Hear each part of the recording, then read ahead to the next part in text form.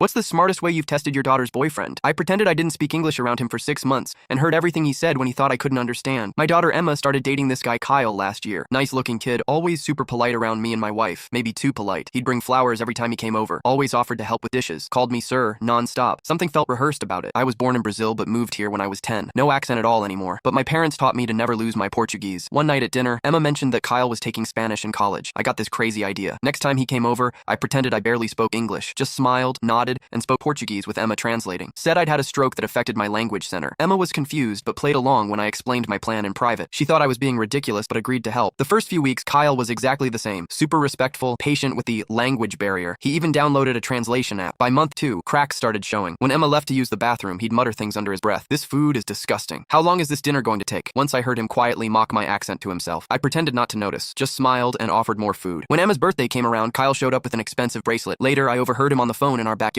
Yeah, I returned the cheap one and got the silver one instead. Her dad's loaded. Gotta look the part. That was interesting. I'm comfortable, but definitely not loaded. We live in a normal 3-bedroom house. I drive a 2016 Subaru. One Saturday, Emma had a shift at the hospital. She's in nursing school. Kyle came by anyway, said he left his charger. I let him in, still doing my broken English act. While I pretended to watch a Portuguese soccer game, he took pictures of our mail, our investment statements, even opened my desk drawer when he thought I wasn't looking. The next week, I accidentally left fake bank statements showing a negative balance and massive debt on the kitchen counter, just to see what would happen. 3 days later, Kyle told Emma he needed space and wasn't sure about their relationship. Said he wanted to find himself before getting serious with anyone. Emma was heartbroken but suspicious. She asked if my test had shown anything. I told her everything I'd heard. We waited to see if Kyle would come back once the fake bank statements disappeared. Sure enough, 2 weeks later, he texted her saying he'd worked through his issues and wanted to try again. Emma invited him over for dinner. He brought the usual flowers, called me sir again. I served his favorite meal, the one he'd called disgusting behind my back. Halfway through dinner, Emma started speaking to me in perfect English. I responded the same way. Kyle froze with his fork halfway to his mouth. You speak English? He stammered, looking at me. I've spoken English for 35 years, I said. Almost as long as I've been able to spot guys who date my daughter for her money. The color drained from his face. Emma placed her phone on the table, playing a recording of him from last week. Once I'm in with her family, her dad can hook me up with one of his doctor friends. Then I'm set for life. He tried denying everything, said I misunderstood, that my English must not be good enough to understand context. Emma held up his phone. He'd left it unlocked when he went to the bathroom. And these texts to your friends about my rich family you plan to use? Am I misunderstanding those too? He grabbed his phone and stormed out, called Emma crazy, called me a sneaky old man. Emma cried that night, but told me the next morning she was grateful. 6 months of hurt is better than years of lies, Dad. Kyle's now dating the daughter of a car dealership owner. Emma's with a guy she met at nursing school. He brings homemade cookies instead of store-bought flowers and talks to me the same way whether Emma's in the room or not.